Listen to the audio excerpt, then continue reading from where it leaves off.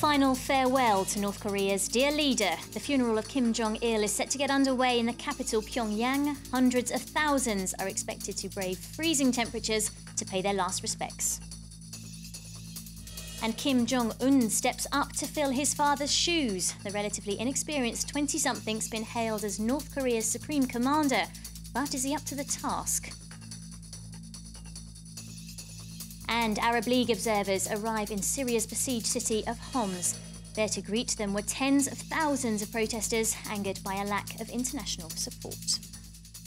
Hello, and thanks for joining us here in the France 24 newsroom in Paris. I'm Helen Percival. Let's get straight to our top story tonight, the funeral of North Korea's former leader, Kim Jong Il, who died just over a week ago.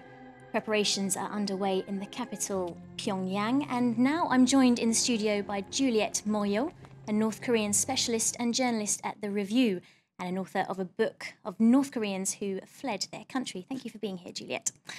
Well, the first question I'd like to ask is, what sort of political situation does Kim Jong Un inherit, and what will lie in store? Well, the country is a very poor country, and it's a closed country, although it has been changing for the last few years.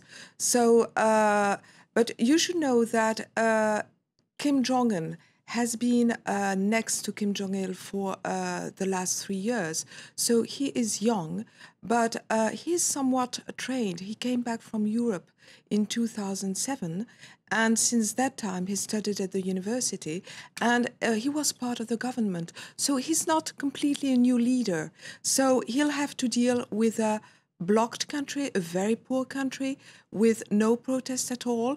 But moreover, he will probably have to show to the people of North Korea, but also to the military, that he's really the leader. Okay. Thank you very much, Juliette. That's Juliette Morio, a journalist from La Revue. Well, to get more on this, I'm joined by Henry Morton, our correspondent in Beijing. So, Henry, it's looking like a stable power transition so far. How does China feel about the new leadership? Well, certainly on the surface, it's looking pretty smooth. We're not exactly sure, as we never are with North Korea, exactly what's going on behind the scenes.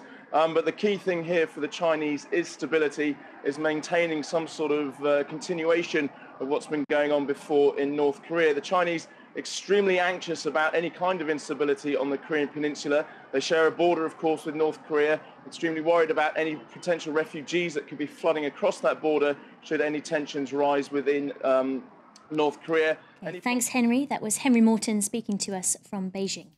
Well, just a reminder of our top story tonight. The funeral of North Korea's former leader, Kim Jong Il, is taking place in Pyongyang.